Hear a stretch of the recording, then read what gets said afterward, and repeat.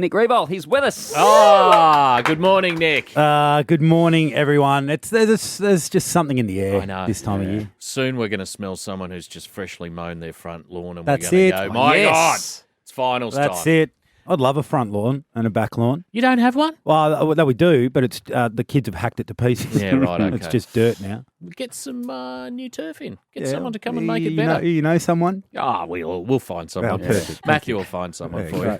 Not at the moment during lockdown, though. Last night, the All-Australian team was announced as Yeah. opposed to the 40-man squad. I did not know you were part of the selection panel. Just a small part. Who is it? Do we know who? Yeah, it is? yeah. I've Who's got it on here there? if you like. I can So- go through it. Yeah, go through it, Will. You've got non-voting chairman Gill, Gil. Andrew Dillon, Chris Johnson, Glenn Jakovich, Warren Treadway, Cameron Ling, Jude Bolton, Matthew Richardson, Kevin Bartlett, and Nick. Gee, that is a very impressive Good list crowd. of blokes who are talking about other blokes playing football. Yeah, this is my first year on it. Did you enjoy it? Yeah. It So was- how do you arrive at the 40, first of all? So there's meetings throughout the year where you it's a bit of a watch list. Yep. Who's performing really well? Okay, these are the guys that are sort of in the elite bracket. And then you revisit it a couple times towards the end of the year, and then obviously after the last game of the season.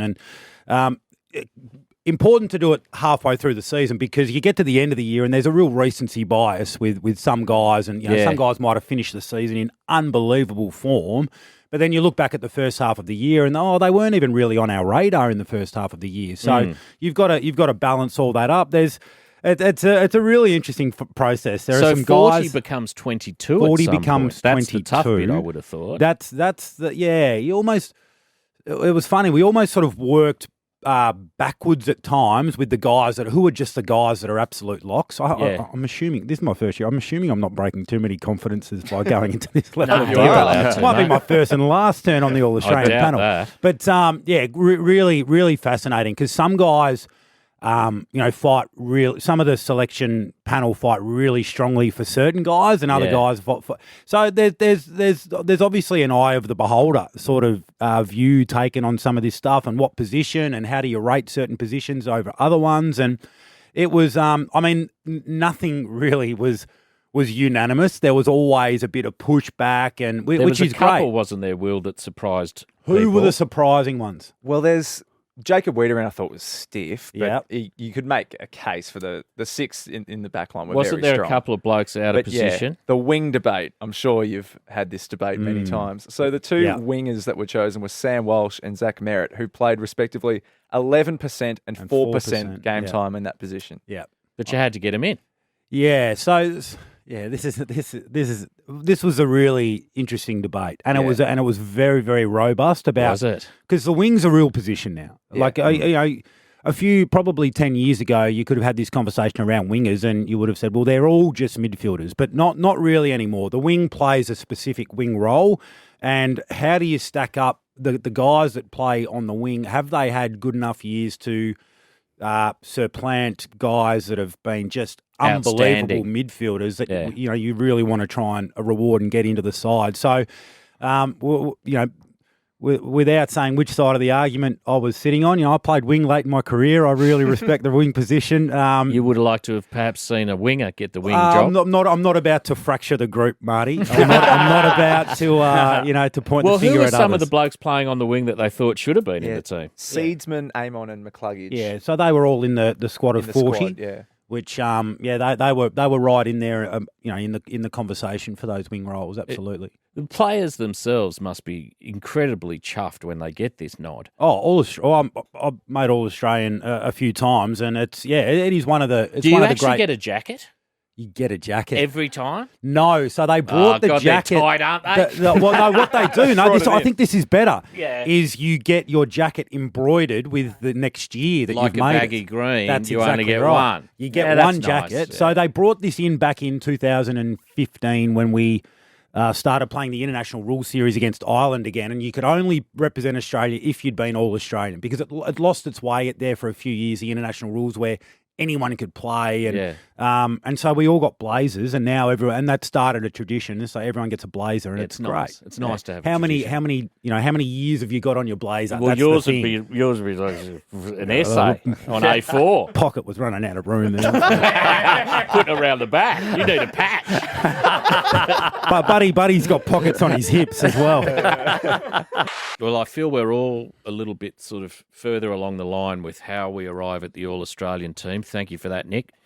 Let's talk finals. Where do you want to start? Well, where do you want to start? I mean, Tonight. It's all so exciting. I love an elimination final at this stage of the year. Obviously, there's a little bit more on the line. Yeah, well, we'll start there then. So, okay, elimination finals. We've got Sydney, GWS, and Bulldogs Essendon, both in Tassie.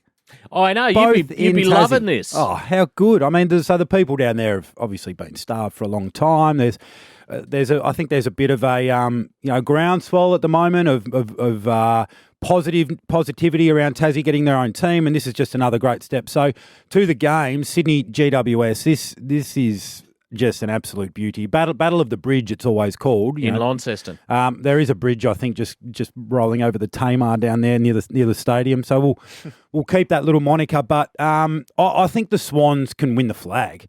Oh, that's I think the Swans can win the flag. So GWS have been in incredible form. They've almost played above themselves in a lot of respects. But I just think they got too much firepower, the Sydney Swans. If they can feed that forward line enough supply. Buddy Franklin's closing in. What's he on? 990? 8 off, yeah. 8 off. 8 off 1,000. He could get there in 2 games. Yeah, he could get there in 2. I don't think he gets there in 1 because Sam no. Taylor's a great young player and he'll play on him and did a good job last time for a half.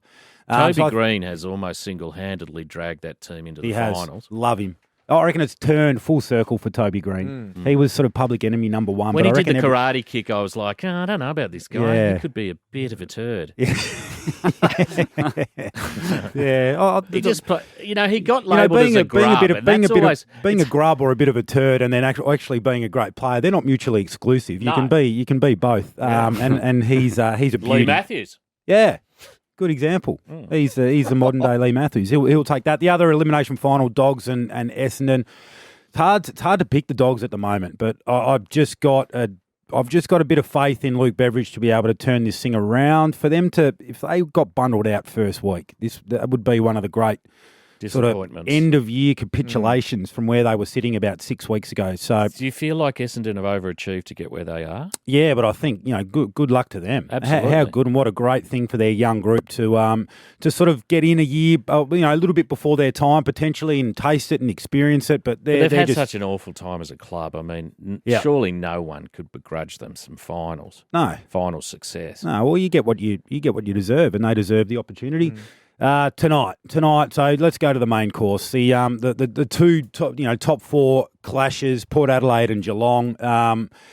Port have just sneakily just gone along about their business. Had a heap of injuries at the wrong time, really, but they were able to win enough games to. Where's that game being played? That's at Adelaide Oval. Oh, okay. But disappointingly, only I think 15,000. Went up to 20. It went up to 20. Yeah. That was generous of them. It was. Nicola Spurrier in the game. Yeah, of course. Don't touch the ball, guys. Yeah, of course. Famously saying, "Don't touch the footy." Goodness me. So I mean that's going to be an absolute beauty tonight. This is all chips in for Geelong. Yeah, all chips in because the one thing I think the best thing Geelong have going for them this final series is Richmond aren't there. Yeah, because the last 2 years it's been Richmond in a prelim and Richmond in a grand final that have caused them a lot of misery. They don't have to face them. But I think Port at home, just the form that they're in. Geelong, no Tom Stewart, such a big loss for them. I think the Port will be too good in that one. And the other one, I think this is probably, I think at least on paper it's the easiest to pick because Melbourne are flying. Defensively, they're so strong. Brisbane have done what they needed to do, amazing form, but haven't really played anyone over the last 8 weeks. So I think the D's should get up and win that one. Gee, it's fun, isn't it, this time of year? It's great. So exciting. Yeah, it's great. And now the fact that we're actually going to have every game, the AFL's taken it to the fans, which was the right thing to do, to just get it where there's going to be the best atmosphere possible. Oh yeah, is going to mean that it's going to be compelling viewing. There's no way we'll be playing at the G for the grand final. Sure. No, I know. I can't for the life of me work out why they just haven't conceded that call. that's not going to happen. Because, Yeah. I mean, who would, if you're the AFL and they say, okay, no, we're going to keep this alive, would the AFL trust the Victorian government to, No. what if there's 3 cases Well, that's it. on the Yeah, Tuesday that's or right. grand final week? No, you We'll can't. shut the joint down again. And Yeah. it's in fairness to WA for them to put on the best event they can. They'd need some time to be Yeah. planning as well. Give Yeah. them the time to Yeah. put on a show Totally agree. because they'll never get it again. Yeah. No, that's it. Well, we said that about the Gabba last year. Yes, that's true. Yeah, we did. Lovely to see you, Nick. Awesome. The Marty Sheargold Show. Triple M.